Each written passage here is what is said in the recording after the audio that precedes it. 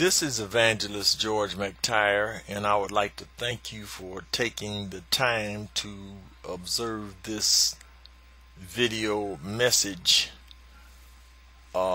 concerning our problem with education in this nation as it pertains naturally to our younger people and also not only the younger people, but the things that have been going wrong in the education system since way back when. Using Bible scripture, I want to go to the Old Testament book of Hosea, chapter number 4 and verse number 6. That's the Old Testament book of Hosea, chapter 4, verse number 6. I'm going to read the entire passage of scripture. It's only one verse. It says, "My people are destroyed for a lack of knowledge." This is God speaking. "Because thou hast rejected knowledge, I will also reject thee, that thou shalt be no priest to me. Seeing thou hast forgotten the law of thy God, I will also forget thy children." Now, as it pertains, as you understood as I read the scripture, the first part it says that the people, or my people, God talking about his people, but the people in general are destroyed for a lack of knowledge. It is a fact. Everybody knows this, that if you are not knowledgeable in any endeavor that you try to do, you are doomed to fail. I don't care what it is that you're trying to do, from the simplest thing as adding 1 plus 1. If you don't know how to do that, well, the end result is, if you can't add 1 plus 1, then you can't add the complex fractions and all this other stuff that comes along with math, and that will leave you in a situation of being a slave, if you will, to ignorance. But it goes even deeper than that.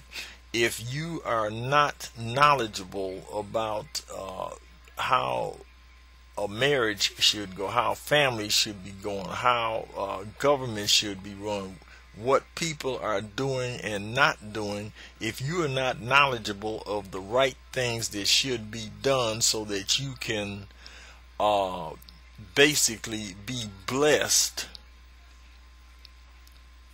and prosper, then you are a slave to whoever it is that has more knowledge or wisdom, or somebody that's trying to run a con game on you.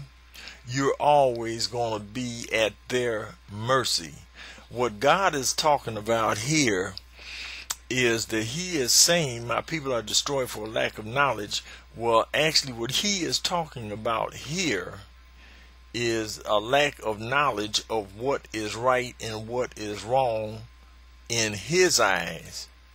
Because the bottom line is this: if you don't know what God has to say about whatever situation that you are involved in, or whatever problem you're trying to solve, it doesn't make any difference what it is. If you don't know what he has to say about it, then quite frankly, you're going to be doomed to failure. But even if we weren't even using God, if God was not a factor, I'm saying he is the factor. He's the ultimate factor, and everything revolves around what he has to say. But even in the what I would call the world of the ungodly, or those that don't know God, even then, things like math and science and so forth, and economics and things, all of these things operate a certain way, and they operate that way because there is just the law of, just like we have a law of gravity, we don't understand everything about gravity per se, but we know it's there, because if you go up on the Empire State Building and jump off, if you don't know that gravity is going to pull you down to the ground and you step off the Empire State Building, it don't make any difference. You going down. And so whether you can understand it or not, it's a reality. Well, the economic system in this nation is a reality. Politics and things like that, the politicians try to run on and try to tell you what they're going to do and what they aren't going to do and how they want to do this and that and the other, and you run out and support them. You do it basically on what knowledge that you have of the situation. If you don't understand something and they are trying to tell you they're going to do this, like the Democrats say, for instance, they keep on harping on the idea that they are going to raise taxes on the rich and give the middle class a tax break. That sounds good to a lot of people. In fact, I would say most people would say that's the way it should be. But in our economic system and the way things go, there is a problem. And that problem is this: since it is the rich that essentially provide jobs for the middle class on down, when you raise taxes on the rich, there is a natural law of economics that takes effect, and it goes something like this. If you raise taxes on the rich, they in turn will pass that tax increase that they have just suffered down to the middle class and the lower class in the form of higher prices for the products that you buy. Therefore, in all sense of straight reality, raising taxes on the rich is raising taxes on everybody. Well, people will say, well, small business is the main employer and so forth, and we need to do something to help small business and entrepreneurs. Fine, that sounds good, but think about this. Even small business, entrepreneurs and so forth, if they are producing a product or selling something or whatever it is they're doing, they have to get the basic materials and things they need from, guess where? Big business, from the rich. Therefore, the materials that they get are going to cost more. And that means ultimately, if they don't want to lose whatever profit margin they have, they're going to have to increase the price of the products that you purchase from them, which means the tax increase is going to be passed down to you whether you believe it or not. But the fact is that since they don't call it a tax increase, you think you're getting off the hook.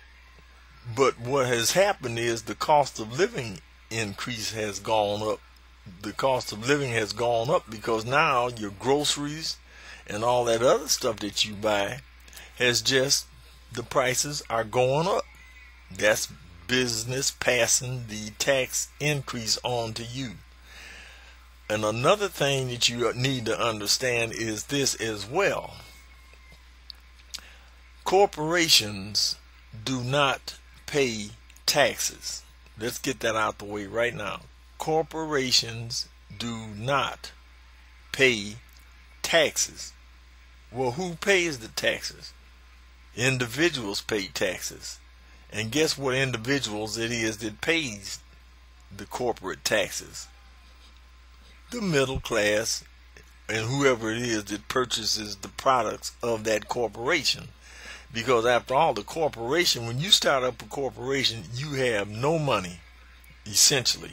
I mean, you might have some money in the bank or something that you put in to start up that corporation, but when you think about it, anybody can go out here and start a business, don't have a dime. All they got to do is go to the government and tell them they want to start a business, fill out the paperwork and this, that, and other, and the government doesn't ask you how much money you got in the bank to start the business. They say, okay, you want to start the business, start the business.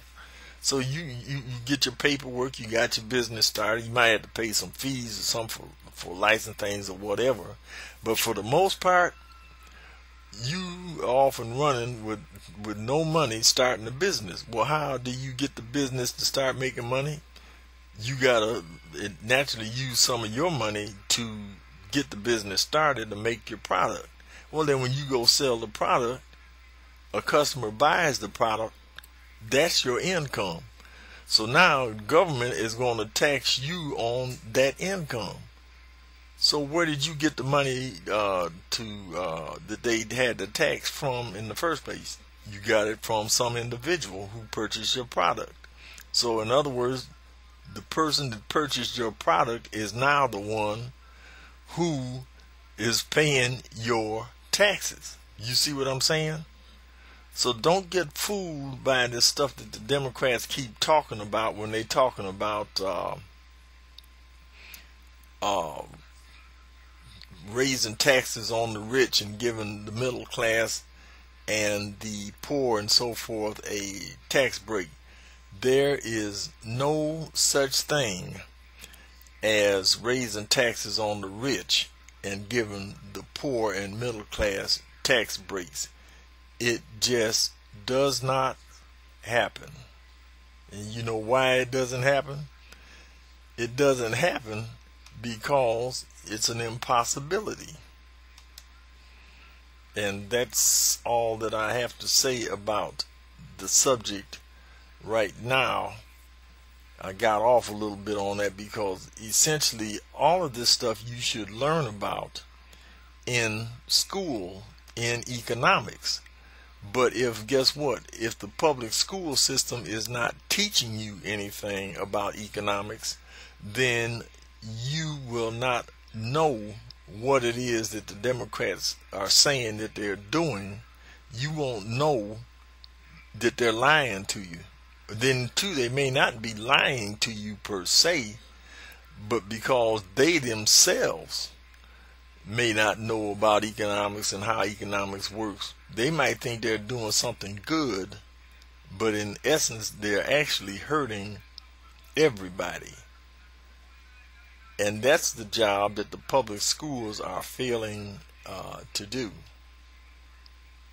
So I hope you got a little something out of that message right there. We'll continue more on this subject in other areas, but I wanted to get this one out.